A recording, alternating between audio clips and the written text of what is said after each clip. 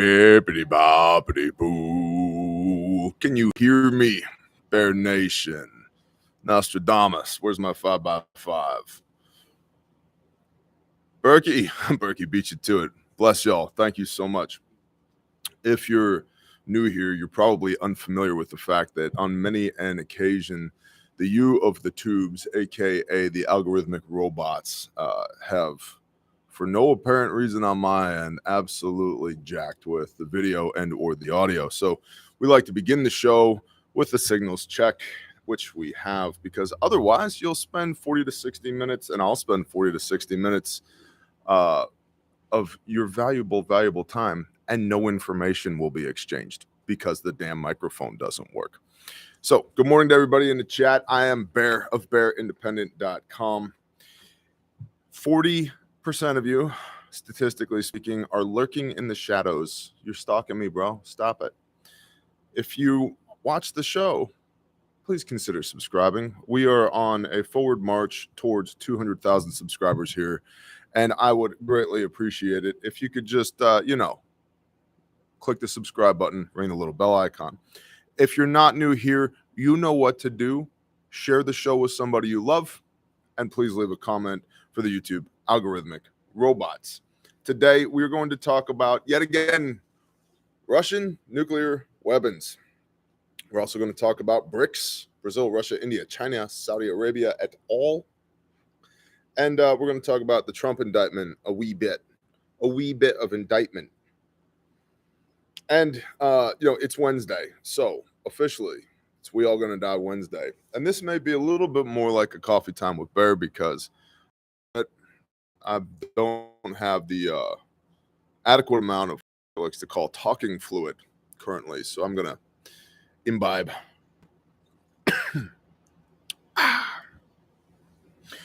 Bear Independent Brief 2AUG23 for the second time in dos days. That's Spanish for two.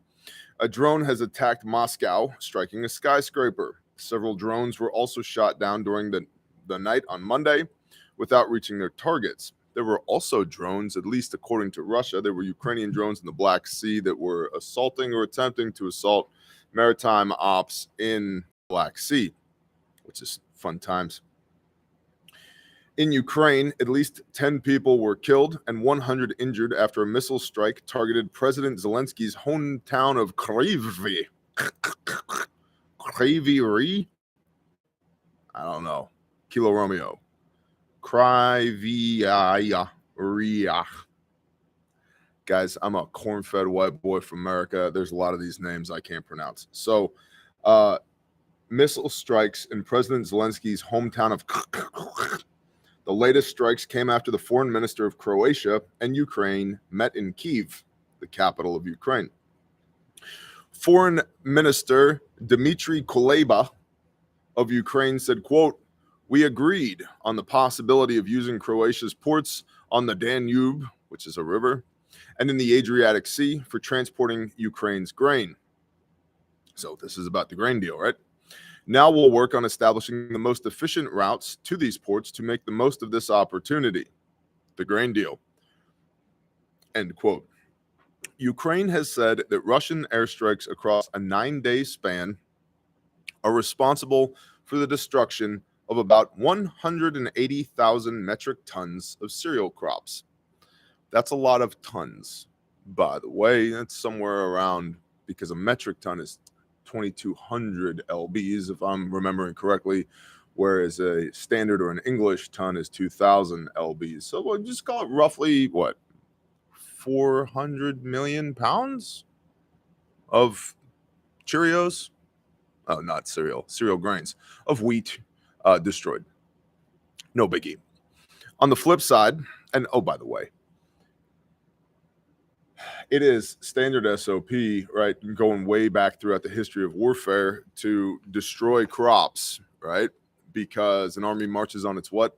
Its stomach. And so it's frowned upon by the international community who, has kind of this gentleman's agreement about how we should fight these wars. But the fact of the matter is attacking food supplies is standard. has been since the dawn of man. Go read the Bible. Master, somebody has sown this darnel amongst your crops, right? The wheat and the chaff, right? The wheat and the tares. Somebody has sown these tares amongst your crops. What shall we do? And of course, this is an allegory, a parable by Messiah. Oh, simple. We'll just tear the tares out. We'll just out the darnel before we harvest the wheat, and we'll throw all that trash into the fire. So attacking your enemy's crops is the thing, yo. On the flip side, Ukraine has already successfully taken back land in the east and the south. Other countries have been hosting diplomatic discussions and calling for peace. These countries include China, Brazil, Mexico, South Africa, Senegal, Comoros. I'll be frank with you. I was unaware that that country existed until about an hour ago, but yet it exists. Allegedly. I don't know. You can't trust anything you see on the internet. I'm actually a deep fake. I don't know if you know this, but this is a combination. The bunker that we're in right now is a combination of CGI green screen behind me, and then I'm an animated robot that I have the same type of air quote flesh mask on top of my robotic skull that they're currently using on the 4 different Biden proxies since allegedly he died 4 years ago. I would not recommend reading the conspiracy thread on Reddit if you have important things to do today. But yes, Comoros is a country, as well as Zambia. What's interesting about these countries, China, Brazil, South Africa, these are all BRICS nations. And BRICS is Brazil, Russia, India, China, South Africa. So 3 BRICS nations are hosting peace talks about the Russian special military operations in Ukraine. That could go a lot of different ways.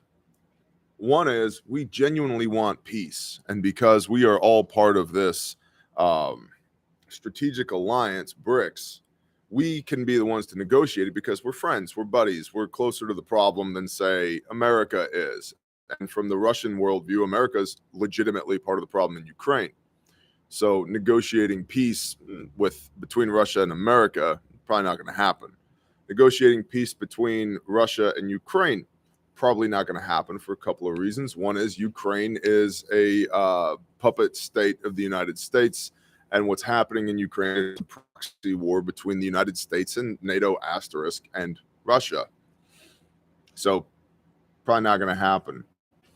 The other is maybe America/Ukraine doesn't want peace at all. And maybe if we get down to the tactical level, the individuals involved here, Volodymyr Zelensky and Vladimir Putin, are not going to negotiate with one another. They kind of have a history of bad blood at this point. So why BRICS? Why is Russia, Brazil, India, China, South Africa, or at least China, Brazil, and South Africa attempting to negotiate peace with Russia and Ukraine? Well, they get to control the outcome. Hegelian dialectic, right? Yeah.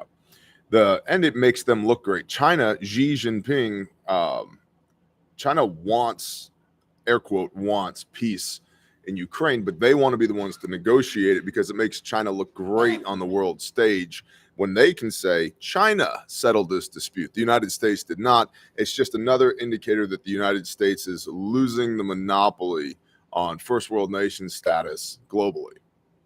So, your nugget for you. Al Jazeera published a commentary saying, quote, Al Jazeera, I don't know if you're a certain age, you probably remember, like, or you've been institutionalized. Al Jazeera is the enemy, right? No, now they're an accredited international news source. Fun. I don't know if news is what I would call what they put out, but so be it. Al Jazeera published a commentary saying, quote, are Russia and Ukraine even seriously interested in engaging with them, these BRICS countries, to work towards a peace solution? The Chinese and African initiatives at the moment appear ineffective, end quote. In China, President Xi has quietly removed 2 elite leading managers of the nuclear arsenal of that country. General Li Yushao and his deputy have both, air quote, disappeared. by the way, that's not new. That's not a new modus operandi for China or Russia, or in certain instances, the United States or most other countries. This guy is a problem. He needs to go away. You know, he needs to go. General Li Yuxiao was kayaking on the private lake of the Obama estate in the Hamptons. No, I'm sorry, that was a different guy. That was one of Obama's lovers, not to be confused with Big Mike Obama, who is probably going to be pushed out as the 2024 candidate from the Democratic Party, because strong likelihood that Biden. Yeah, this is what an intellectual would say is analysis and opinion. What I'm just going to say is straight up conjecture and the whims of my morning mind. Well, Biden is not going to make it through his first term. The programming on the robot is on the fritz. It's not working. So Kamala Harris will probably take over by the end of his last term. And yes, there are more and more people talking about this on the internet now, but I've been saying this for a couple of years. So Kamala Harris will take over at the end of his first term. We may or may not have free and fair elections in 2024, by far leftist ideological doctrine, you can't replace somebody of that minority and disadvantaged status, right? You can't replace a black woman with a white male. That would violate our ESG principles, right? So who can we replace a black woman with? Another black woman. Now, Big Mike has said that he, she, them, they doesn't want to run for president, which is probably why a dead body ended up in their backyard, literally, because somebody is creating the leverage to hold over Big Mike, to get Big Mike to do what it is that they want Big Mike to do. And if you think I'm being facetious, just look up the inheritance that was left to Michelle Obama in the state of Illinois, where gender reassignment is not, at least at the time, was not recognized. To my son, Michael, is what Michelle Obama's mother wrote in her will. To my son, Michael. So Big Mike, Michelle Obama, wow, she has great arms. Remember that? Yeah, because she's a man. She also has a great Adam's apple. So Big Mike is going to get rolled out potentially as the 2024 presidential candidate from the Democrats to replace Kamala Harris, who we all know is unpopular and an idiot, because Biden is probably not going to finish his first term. Going back to people who have been disappeared, that's why I think, or in part why I think, there was a dead body in the Obama backyard in the Hamptons. But what does that have to do with General Li Yuxiao? I don't know. The synapses in my brain connected those two, probably disconnected thoughts. So, back to the general. This has been described as the most significant, quote, unplanned shakeup, end quote, in the last 10 years, and is considered to be a profound change to Beijing's nuclear strategy. There has been a gaping lack of explanation for these decisions, and the implications are not understood at this time. But given the tense rhetoric surrounding potential nuclear warfare, this may be another relevant indicator to consider. By the way, what is that called? Is it the Three Gorges Dam on the Yangtze River in kind of like south central China? Yeah. One of Taiwan's deterrents is the plan, far-fetched plan, but the plan that if China ever makes a move on Taiwan is that they have plans in place to blow the 200-meter high, so no, it's 100 meters high, so 300-foot high, 2-kilometer long, so about 6,000 foot long, Three Gorges Dam that not only provides hydroelectricity, but controls the flow of water along the southeastern end of the Yangtze River. 580 for what? Okay, so it is 200 meters high. Yeah, roughly 2 meters high, 594 feet high. Thank you.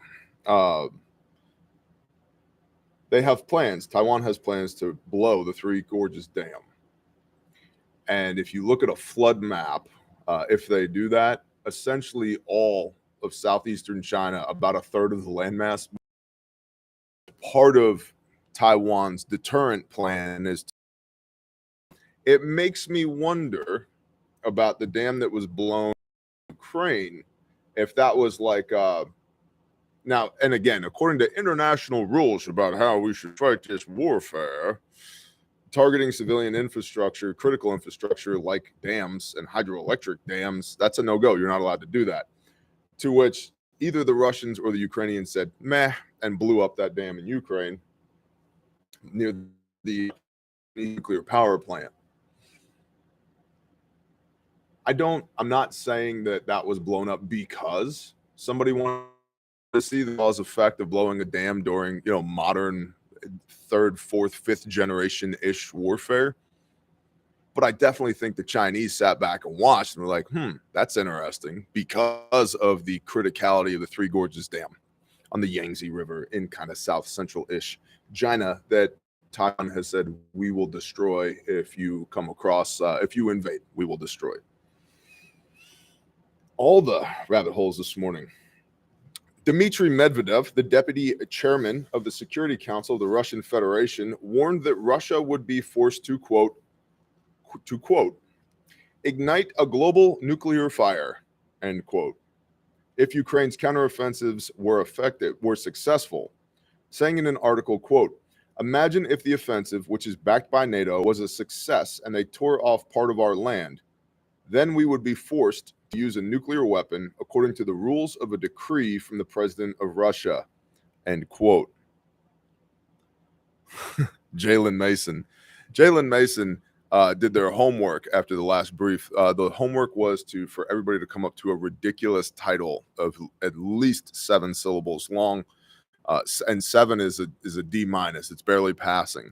So Jalen Mason said, you may now refer to me as the exalted Caesar of warfare, chieftain of war, paragon of fearsome skills, tribune of defensive, commander, and master of defense. All right, so now, Jalen, that's phenomenal. Now you need to put yourself squarely into mil-speak and turn that into an acronym, okay? And the harder the acronym is to pronounce, the better. That'd be phenomenal, okay? Awesome. Back to the brief. Senator Lindsey Graham tweeted a warning on Monday, quote, to my Russian friends who talk about using nuclear weapons in Ukraine, you need to understand that would be an attack on NATO itself, given Ukraine's proximity to NATO territory, end quote. The main reason Ukraine has not yet been allowed to join NATO is specifically to avoid World War III. And that's not opinion and analysis. That's what they're saying. That's what NATO is saying. So that's cool. We definitely, at least at this point, at the upper echelons of global society, have acknowledged that we're basically on the brink of World War III. So, happy Wednesday. There's an article from Russia Today that I want to look at. But before I do that, I'm going to remind you, putting on my CEO hat, as founder and CEO of RefugeMedical.com. The kit of the week this week is the Slick Kit, aka the Sexy Legs and Khaki Kit, because everything must be an acronym. It just has to be. And the Slick Kit was actually developed between myself and the patrons, because somebody asked me, I don't know, a year ago, hey, Bear, what do you actually carry? Actual EDC for medical stuff. And I was like, well, I'll show you. So I did a video on it, and I had this taped together with medical tape that I carried around in my pocket. And enough people on that video were like, dude, make that. That dude made that. And that's where the Slick Kit came from. 12C conditioning, got my Slick in my pocket. Nice. Also, everybody go subscribe to the 12th C conditioning. Do it now. Slick Kit, Sexy Legs and Khakis Kit. It's got 1 pair of Halo chest seals. It's got 1 pair of gloves. It's got 1 package of Z-Fold combat gauze. It's got 1 4-inch fold flat emergency trauma dressing and flat duct tape. And it's incredibly thin. It's thinner than my hand is, okay? It's about the size of my hand. slides right in the cargo shorts pocket or in the back pocket. And so I've got airway, respiratory, massive bleeding, and gloves, right? Gloves on, scene safe. If you've been to training, you know what that means. And I couple that with a soft T tourniquet right here, Committee on TCCC recommended windlass tourniquet that I keep in my pocket. As you can see, this is not staged. You see the wear on this? Look at that, right? Look at that. Look at that. This is real. I carry this thing around with me every day. So that is the kit of the week today at refugemedical.com. Of course, we will talk more about that at the end of the brief when we talk about value exchange. Okay, Bear, I got it. All right, good talk, everybody. Thanks, Bear. You're welcome, guys. No problem.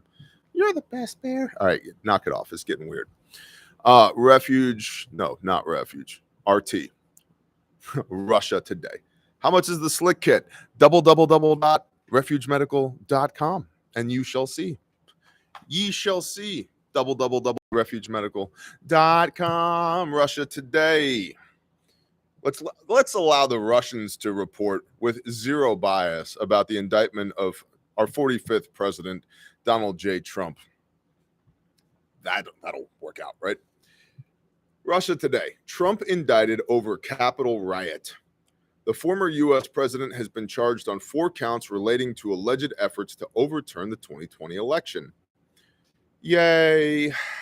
We're just going to read this for posterity. It's not a terribly long article. This is more for your essay, for your situational awareness so that you're tracking. Former U.S. President Donald Trump was indicted by a federal grand jury regarding his alleged efforts to overturn the 2020 presidential election on Tuesday. Because shit, I made it one sentence, and here comes opinion and analysis. Because the Justice Department, justice is so hard, bro, right? Because we now have proof that Joe Biden was getting paid by Burisma, a Ukrainian energy company, while we're fighting a war in Ukraine, spending American taxpayer dollars to the tune of which 2 to 3 times what the DLA, Defense Logistics Agency's procurement budget per annum is here in the United States. We've spent 200 to 300% of that in Ukraine thus far to go fight a proxy war against the Russians in the country where Hunter Biden was an executive of Burisma because he has so much experience in the energy sector. And there's, 41 different documented calls so far where Hunter Biden, the guy who probably left the cocaine in the White House. Oh, and by the way, we know so much about what happens in D.C. that we've got the SSID of every single person that attended the January 6th riots, air quotes, on Insurrection Day, but we don't know who left cocaine in the White House. Bullshit much. And the FBI knew prior to the 2020 election in 2019 that the laptop that everybody said was Russian collusion wasn't actually Hunter Biden's laptop. The FBI knew and has now admitted that it was legitimate, yet still gave all of the major alphabet soup, air quote, news agencies talking points saying that it's possible that this is Russian collusion, even though they knew beyond a shadow of a doubt more than 3 years ago that it was legit, because we have an air quote Justice Department.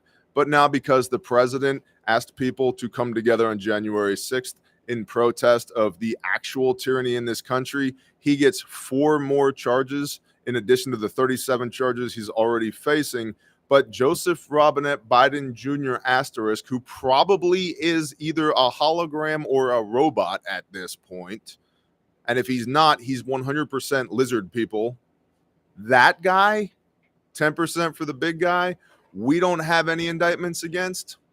Cool. Tracking. Got it. Shit.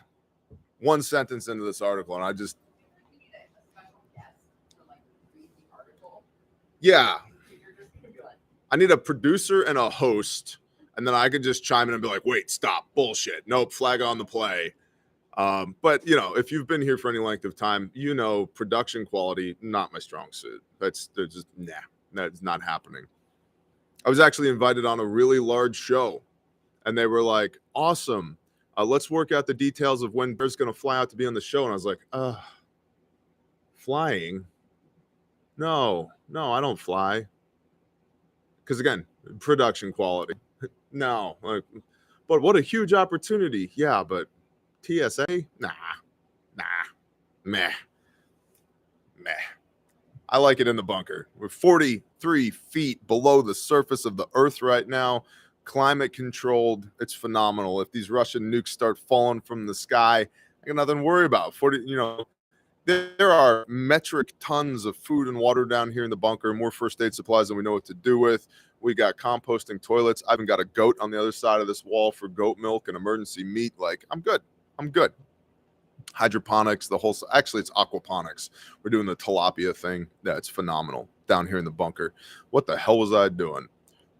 The Republican 2024 frontrunner faces 4 charges: conspiracy to defraud the United States, conspiracy to obstruct an official proceeding, obstruction of an attempt to obstruct an official proceeding, and conspiracy against rights.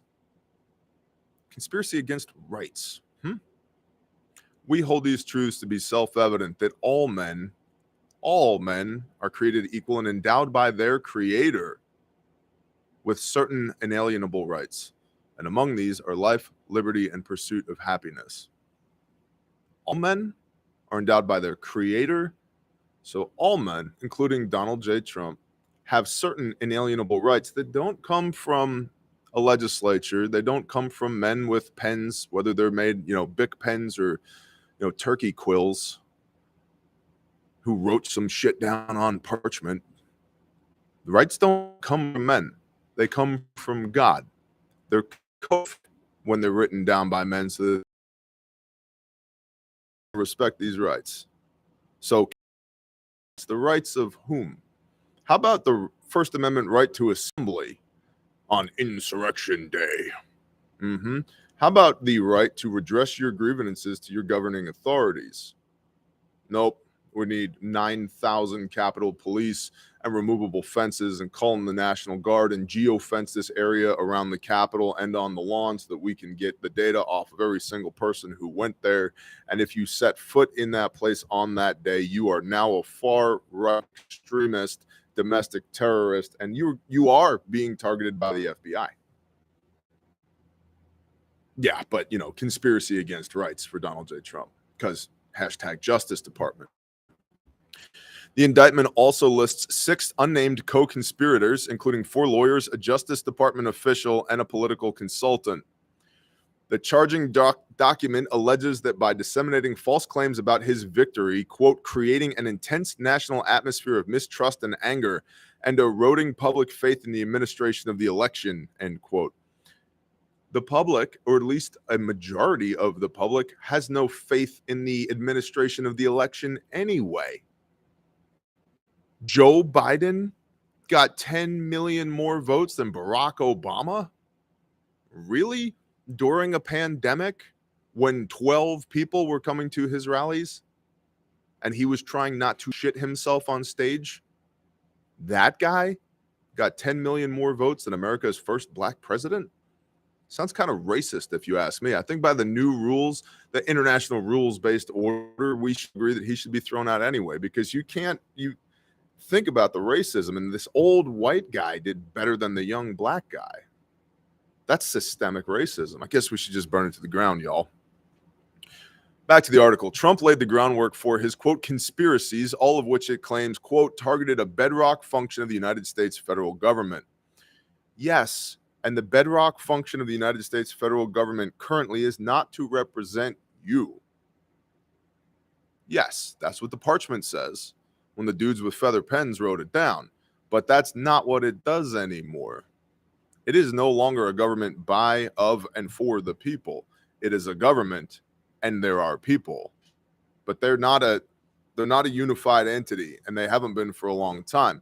So the bedrock function of the United States federal government is not to protect your rights. It hasn't been for a long time. And it's actually not their job to protect your rights, because we know that all of these rights are inalienable amongst all men. And I'll just go out on a limb here. I'll be inclusive, and women too. And those rights don't come from men or governments. They come from God. And we've now gotten to the point where we've got over 4 million laws in the United States of America, and at any one time, de facto, statistically, you are in violation of 3 to 5 of those laws at a felony level, every single person in the United States of America right now. And most of us are blissfully unaware of that fact.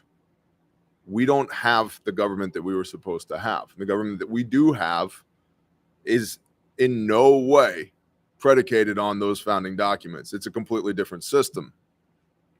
So Trump did target the bedrock function of the United States federal government, because the federal government that we have is not the federal government that we're supposed to have. On Friday, Trump was indicted on charges by trying to, quote, alter, destroy, mutilate, or conceal evidence, end quote. Oh, that's right, he left boxes of TSSCI information in banker boxes in the garage at his home next to his Camaro. Oh, wait, that was Biden. My bad. My wrong guy. Biden did that. On Friday, Trump was indicted on charges of trying to alter, destroy, mutilate, or conceal evidence, inducing someone else to do so, and willfully retaining national defense information like every other president since World War II, related to a presentation about military activity in another country. I wonder what country that was. Might it have been Ukraine? Does he got the dirt on Ukraine and now they're indicting him because he's in possession of those documents that would be on a shadow of a doubt that Hunter Biden and Joe Biden are pieces of shit and they've colluded with our enemies and they're being paid off by China? And now we need to go ahead and drop this indictment so we can lock up that paperwork in legalese so it'll never see the light of day. And I'm just hypothesizing here. I'm just throwing that out there. This is adding to the existing 37 federal counts against him, Trump, that stemmed from his allegedly illegal possession of classified documents at his Mar-a-Lago estate in Florida. He was also indicted in Manhattan District Court in April on 30 counts of falsifying business records, of which would have a handful, like 3 to 4 misdemeanors, that they broke that into 34 attempted felony counts because of the prosecutor, who has ties to the far left. Imagine that. Also indicted in Manhattan District Court in April on 34 counts of falsifying business records related to the alleged payment of hush money to a porn actress, Stormy Daniels. Trump has pleaded not guilty on all charges thus far and continues to enjoy a significant lead over his Republican primary challengers. Federal indictments do not prevent a candidate from campaigning for the presidency. Nope. It just locks up all of his documentation that he would use to support his points, which undermines his legitimacy in a presidential election. Now, make no mistake, if you've been here for any length of time, you know I'm not just like a blind Trump supporter. I actually despise politics across the board. And I think that the Republican Party and the Democratic Party are two wings of the same shitty bird, and that they are employing the Hegelian dialectic against us to divide us so that they can conquer us. I also think the Republican establishment is retarded. Oh, yeah, kicked off of YouTube again. Retarded if they don't realize that the reason they still have any popularity is because of the grassroots upswell love by most Republicans in flyover states of Donald J. Trump. But I think the establishment Republicans want him gone as much or more as the Democrats do. So now you are in the loop with a massive amount of opinion, analysis, and conjecture.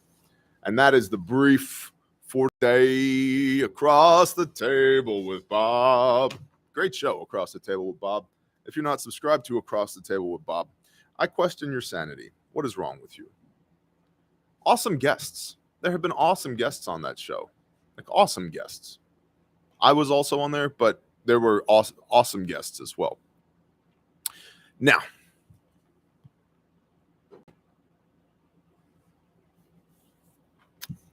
if you're one of those people that jumps off, it's time to talk about the value exchange. I invite you politely to beat feet, skedaddle, get out of here. Have a blessed day. Shaloha. For everybody else, we're going to talk about the value exchange immediately after I go pee. I guess I'll do that off camera. Give me like 30, right? I don't know. Play some background music. The Jeopardy music would be awesome right now. Maybe a commercial. Do we have any commercials we could roll? Oh, right. We don't do that shit. All right. Stand by.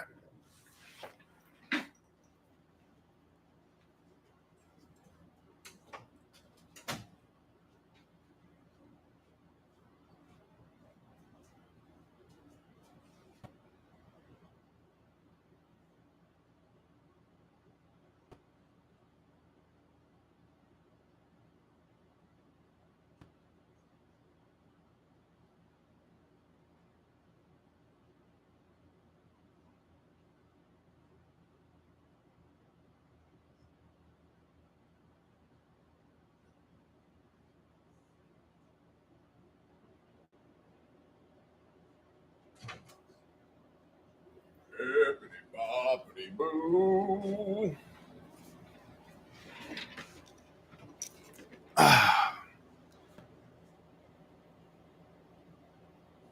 And welcome back to the Bear Independent Brief. And then we roll cool music in the background, and then there's like a graphic that pops up. It's like Intel with Bear. Whatever. I don't know. Patreon.com. There are links in the description to all of these things. How do you think the slurpers feel about hearing you pee? I don't know. I don't care. The slurpers?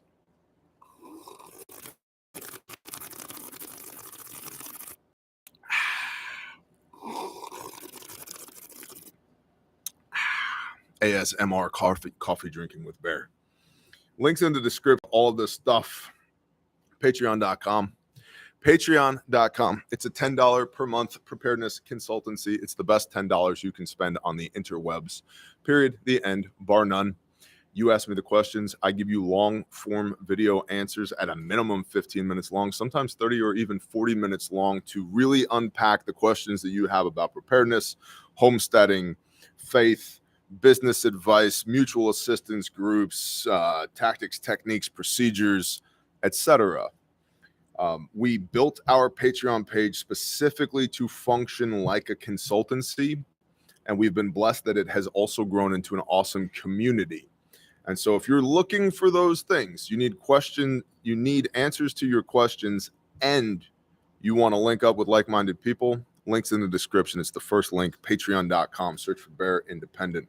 This morning, we talked about the grid going down and the likelihood of it ever coming back. Yeah, really good conversation, I think. RefugeMedical.com.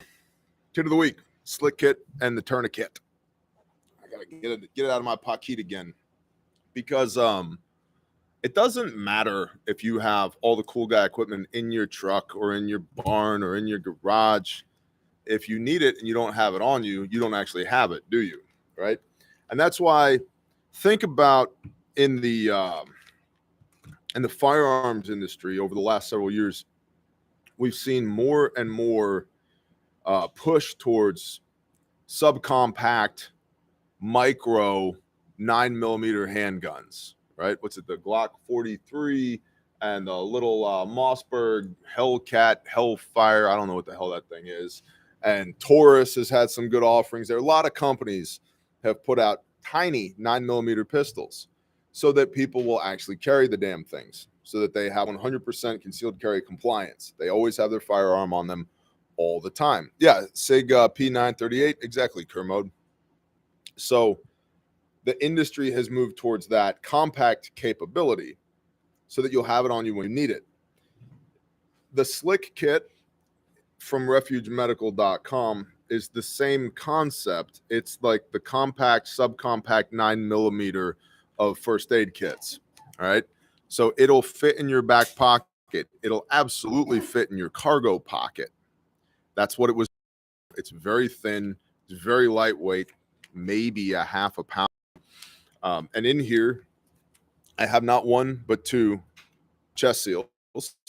I also have this external packaging, which the corners have been nipped. If you can see right there, that if I have to tear into this in a hurry, I can rip this open. And this external plastic, along with the flat duct tape that's in here, can be used to make even more, occlusive dressings for holes in your pleural space, aka holes inside the box. If you have holes in your chest and you run out of chest seals, you can make more just with the plastic and the duct tape that's here. You also have combat gauze, which is a hemostatic impregnated gauze for wound packing. You have a pair of gloves because if it's wet and not yours, don't touch it, right? Gloves on, scene safe. And we have a flat emergency trauma bandage. So think like an Israeli bandage. This is a flat fold 4-inch Israeli bandage. Super thin, super light, fits right in your cargo pocket. You couple that with a tourniquet that you can also get at refugemedical.com. I now have the MAR of the March algorithm, massive bleeding, airway, and respiratory, which, by the way, is somewhere around 95 to 97%, depending on which studies you read, of all trauma-related injuries. And when I say trauma-related, you're probably thinking, yeah, shot, stabbed, blown up. It would work for that. That's the idea. But what about motor vehicle accidents? Because statistically, the most dangerous thing you do as an American is drive every day. What about workplace accidents? Of the 84 lives that have been saved to date with Refuge Medical kits, a whole bunch of them have been workplace accidents. Lacerations, people hit with forklifts, people who have fallen from as high as 50 feet up off the ground, people who got their arms ripped off by heavy equipment. Yeah, bad stuff happens at work in certain industries. And so having a compact kit that you can carry in your khaki, shorts, dad shorts, and that's why I made this kit for my khaki shorts. That's why it's called the Slick Kit, Sexy Legs and Khakis Kit. But you can carry it around all the time. It weighs nothing. It costs very little, and it's peace of mind that you have on you, just like your compact 9mm handgun. Okay, so that's the idea behind the Slick Kit. All of our stuff is HSA and FSA eligible. Check out refugemedical.com. And if you're on Patreon, use your Patreon promo code. It's in the write-up of every brief, and you'll save even more. All right. Cool story, Bear. 2A Militia. What's up, Bear? What's up, 2A Militia? Good morning. Hope you're doing good. I'm doing great, Bear. All right, cool. I'm glad to hear that. Beep-a-deep-a-doo. 2 of those fit in the map pocket of a saw rig? Juice Hefe, that's a great question. I'd say you could get at least 3 of them in the map pocket of a saw rig because I can fit a full-size USGI poncho inside of the map pocket of my saw rig, as well as my maps, my map markers, and my protractor and some dental floss inside of the map pocket on my saw rig. So, yeah, I fit all of that stuff. I fit all of my map stuff plus a folded up GI poncho inside of the map pocket on my saw rig. So I would 100% imagine you could get at least 3 of them inside of the map pocket on the saw rig. You can also run the arc on a dangler on a saw rig. Ask me how I know. Can we also use our promo codes at Russia Today? What's up, Moshe Lehman? You could try, dude. Probably won't work. Although as often as I frequent their website, I should probably get a promo code with Russia Today. You know what you win when you use your promo code there? You win being hacked by the Russian intelligence services. So it's a good time. Gobbler Blaster, what's up, man? Gobbler Blaster's been here a long time.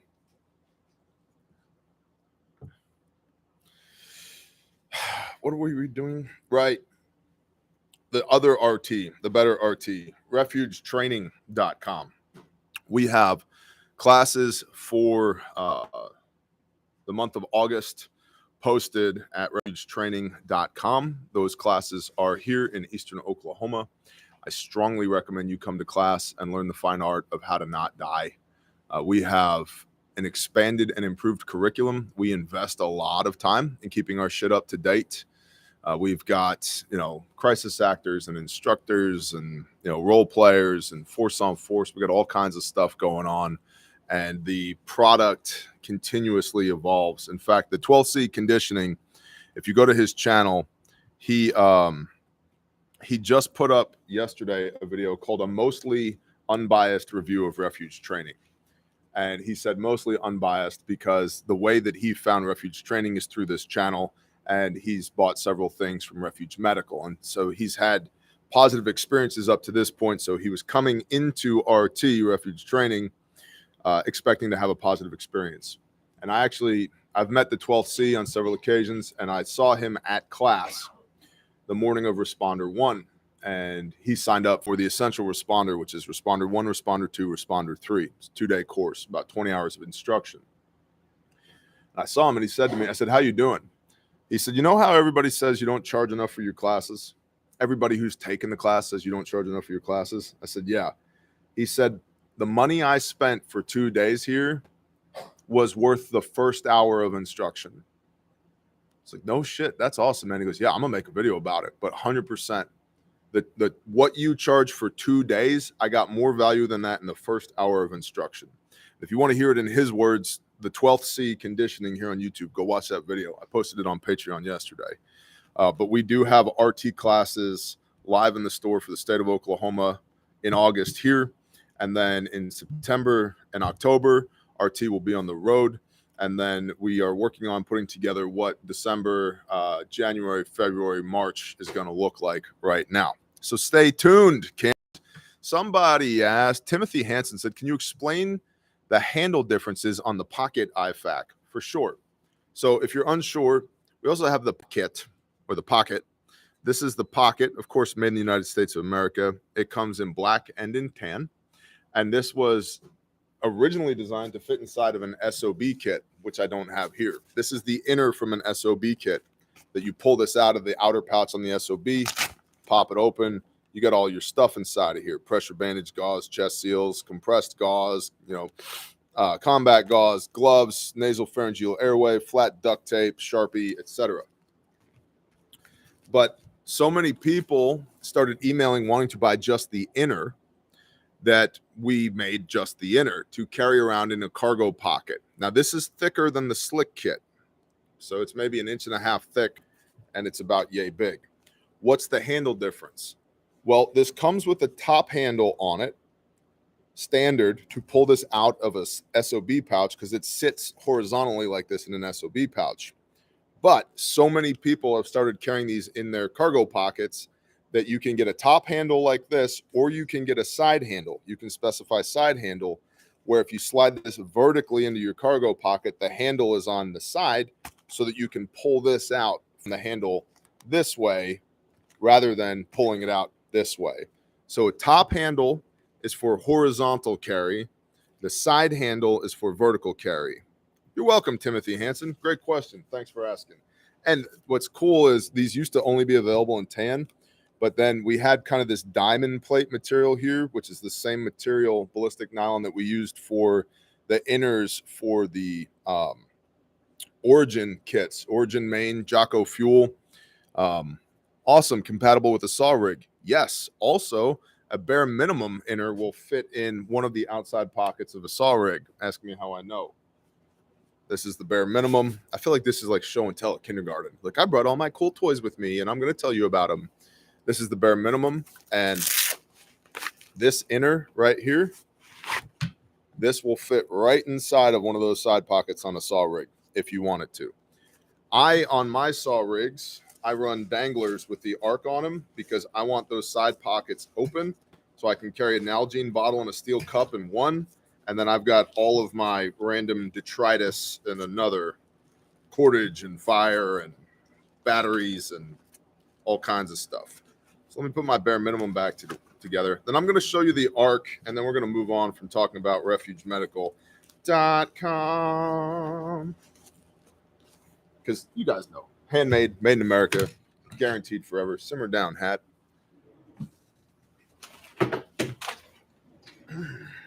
Oh, look. Velocity Systems Mayflower rig right here. And this is the dangler with the first ever arc on it. What's the arc? Advanced Ripaway Kit. This one here is well over a year old, and it has many, many weeks of training on it, and IMT, individual movement technique, and crawling through brush, and doing attacks on static and moving targets. What's the difference between an ambush and a raid? So this is the ARC, right? Advanced Rip Away Kit. You can rip it off, pop it open, and it's got all your stuff inside of it. And this is what an ARC, after more than a year in service, out in the wild, getting sweat on, rained on, being immersed in water, sun, sleet, mud. This is what it looks like after a year. And it's got all your cool guy stuff in it, you know, compressed gauze, combat gauze, chest seals, etc. And so I run on my chest rigs, including my saw rig, I run an ARC on a dangler. And the dangler is just this piece right here that you can buy separately that allows you to attach this to the Velcro on the back of the chest rig so that you'll have a place to apply the ARC. What chest rig is that? Talked about it on Patreon.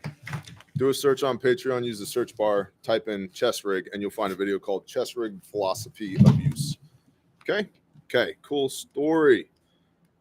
Now, speaking of chest rigs, you may be asking yourself, Bear, it appears as if you have some type of metal restraints dangling from your chest rig. Why would you do that? Well, go away. Why would I do that? Well, because you may or may not be familiar with the fact that we got a little outfit called Caleb House. Caleb with a K, K-A-L-E-B house.org.